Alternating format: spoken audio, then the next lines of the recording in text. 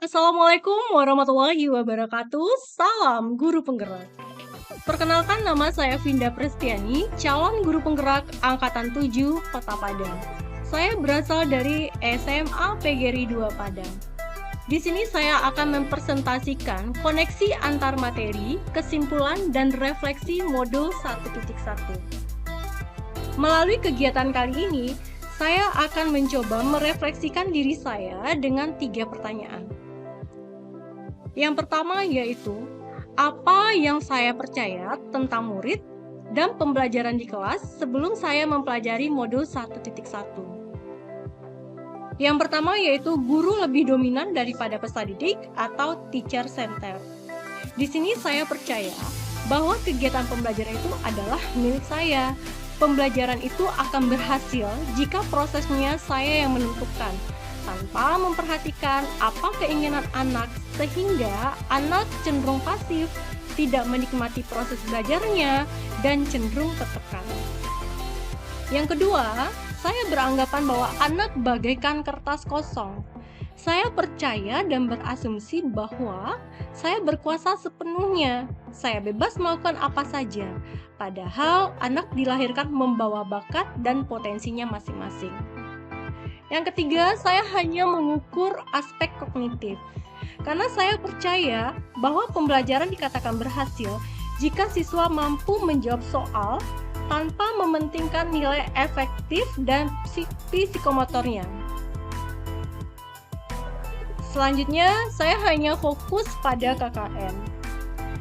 Di sini saya mengharuskan semua siswa saya untuk menguasai semua materi pelajaran. Minimal dia harus mencapai KKM atau kriteria ketuntasan minimal yang telah ditetapkan, dengan mengesampingkan refleksi untuk mengukur sejauh mana keberhasilan proses belajarnya. Selanjutnya, saya kurang memahami karakteristik peserta didik dalam belajar. Terkadang saya ingin anak-anak itu dia mendengar penjelasan dari saya, dan di sini saya tidak mengetahui karakteristik setiap anak itu berbeda, padahal mereka mempunyai keunikan masing-masing. Dan ada anak saat pembelajaran itu dia belajarnya dengan audio, ada anak yang saat pembelajaran dengan visual, atau mungkin bahkan dia dengan kinestetik. Selanjutnya, bagaimana suasana kelas? Saya harus tertib, disiplin, dan anak-anak wajib paham dengan materi yang saya berikan. Pertanyaan yang kedua, apa yang berubah dari pemikiran saya atau perilaku saya setelah mempelajari modul ini? Yang pertama yaitu pembelajaran berpihak kepada anak atau pendidikan berhamba pada anak. Pembelajaran lebih berpihak kepada anak, berorientasi pada proses, memberikan hak kepada siswa untuk menyelesaikan tugasnya sesuai dengan bakat minat dan kreativitasnya masing-masing. Nah, di sini pembelajaran harus menyenangkan dan menghambakan anak dengan sistem among tanpa adanya rasa tertekan dan paksaan. Selanjutnya, anak bukan sebuah kertas kosong. Di sini saya menyadari bahwa ternyata siswa sudah memiliki tulisannya sendiri. Tugas guru itu hanya menebalkan tulisan dan membantu menghapus kata yang salah. Menuntun kodrat yang ada pada anak. Saya sebagai guru harus bisa menuntun segala kodrat yang ada pada anak. Menuntun kodrat alam dan kodrat zamannya, agar mencapai keselamatan dan kebahagiaan yang setinggi-tingginya, baik dia sebagai manusia maupun sebagai anggota masyarakat. Selanjutnya yaitu menghargai setiap karakteristik belajar anak. Pendidikan budi pekerti.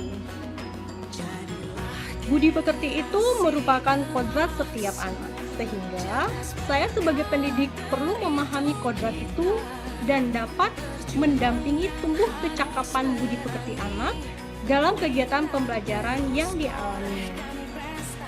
Selanjutnya, tidak hanya aspek kognitif yang dibutuhkan siswa, tetapi aspek efektif dan psikomotornya pun harus seimbang. Pertanyaan yang ketiga, apa yang bisa saya terapkan lebih baik agar kelas saya mencerminkan pemikiran Ki Hajar Dewantara?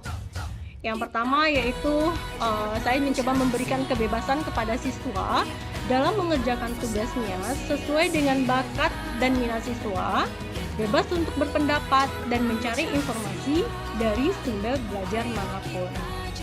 Yang kedua, saya mencoba merancang dan menciptakan pembelajaran yang berpusat pada siswa dan menyenangkan. Memahami karakteristik setiap siswa dan keunikan masing-masing serta melaksanakan refleksi bersama. Selanjutnya itu menerapkan pembelajaran berbasis kearifan lokal dan budaya. Selanjutnya, pembelajaran tidak lagi menuntut, tetapi menuntun. Melaksanakan pembelajaran sesuai dengan kodrat alam dan kodrat zaman. Adapun kesimpulan dari saya, merdeka belajar adalah memberikan kebebasan belajar sebebas-bebasnya dan senyaman-nyamannya kepada peserta didik untuk belajar dengan tenang, santai, dan gembira, tanpa stres dan tekanan, dengan memperhatikan bakat alami yang dipunyai anak.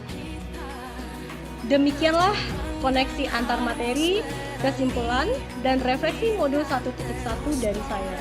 Semoga kita sebagai guru dapat menerapkan pemikiran Ki Hajar Dewantara di kelas agar menciptakan generasi yang hebat. Terima kasih. Salam guru penggerak. Assalamualaikum warahmatullahi wabarakatuh.